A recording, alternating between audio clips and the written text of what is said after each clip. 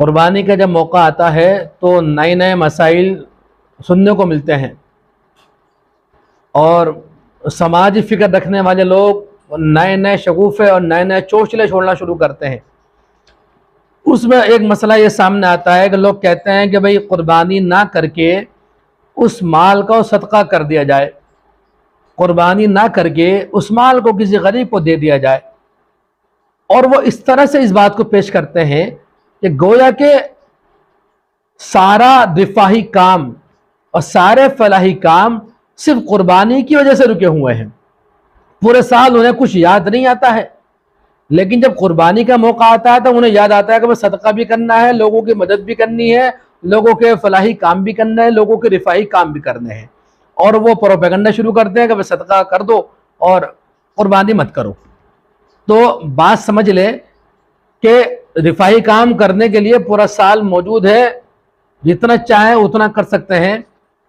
جتنی چاہیں محنت کر سکتے ہیں۔ حدیث میں آتا ہے کہ قربانی کے دن قربانی کرنے سے زیادہ کوئی عمل اللہ تعالیٰ کو محبوب نہیں ہے۔ اگر کسی پر قربانی واجب ہے تو اس کے لیے افضل ترین عمل یہی ہے کہ وہ قربانی کرے۔ اگر کوئی ان 3 دنوں میں صدقہ کرنا چاہتا ہے تو صدقہ کرنے سے بہتر یہ ہے کہ وہ قربانی کر لے،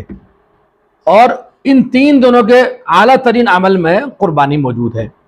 تو جو قربانی کرے گا وہ ان 3 دنوں کے افضل ترین عمل کو کرے گا۔ تو یہ کہہ دینا کہ بھئی قربانی نہ کر کے صدقہ کر دے، یہ کہہ دینا بالکل غلط ہے، لغو ہے اور بیہودہ بات ہے، اس کا اسلام سے کوئی لینا دینا نہیں، کوئی تعلق نہیں ہے۔ تو یہ بات سمجھ اچھی طرح کہ قربانی کے دن افضل ترین عمل قربانی کرنا ہے، اور تو اس افضل ترین عمل کو چھوڑ کر ہم کوئی فائدہ اور کوئی ثواب حاصل نہیں کر پائیں گے۔ اس لیے ہم کسی پروپیگنڈا کا شکار نہ ہو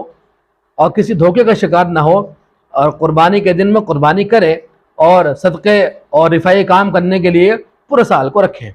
اللہ سے دعا ہے اللہ تعالی ہمیں عمل کی توفیق عطا فرمائے۔